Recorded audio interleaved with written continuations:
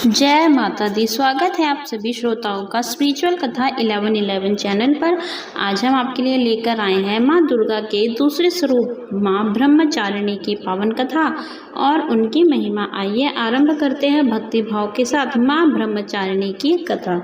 आज दिन है 23 सितंबर 2025 मंगलवार, आश्विन माह के शुक्ल पक्ष की द्वितीया तिथि है।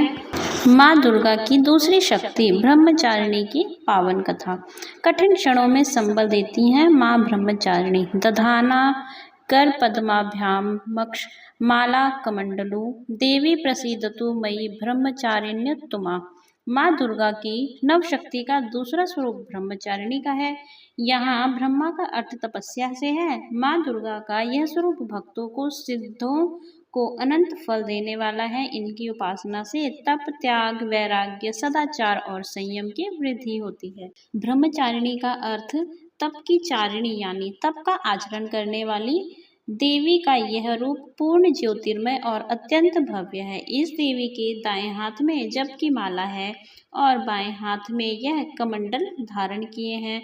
पूर्व जन्म में इन देवी ने हिमालय के घर पुत्री रूप में जन्म लिया था और नारद जी के उपदेश से भगवान शंकर को पति रूप में प्राप्त करने के लिए घोर तपस्या की थी।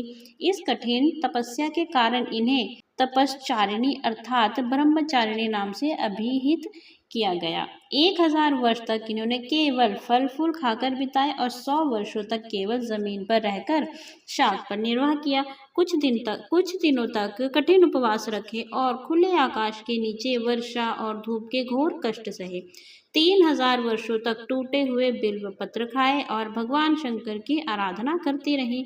इसके बाद तो उन्होंने सूखे बिल्व पत्र खाना भी छोड़ दिए। कई हजार वर्षों तक निर्जल और निराहार रहकर तपस्या करती रही। पत्तों को खाना छोड़ देने के बाद कारण ही इनका नाम अपर्णा नाम पड़ गया।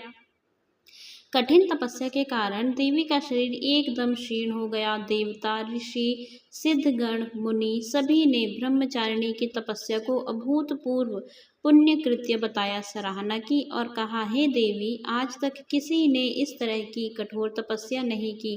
यह तुम्ही से ही संभव थी। तुम्हारी मनोकामना परिपूर्ण होगी और भगवान चंद्रमौली शिवजी तुम्हें पति रूप में प्राप्त होंगे। अब तपस्या छोड़कर घर लौट जाओ।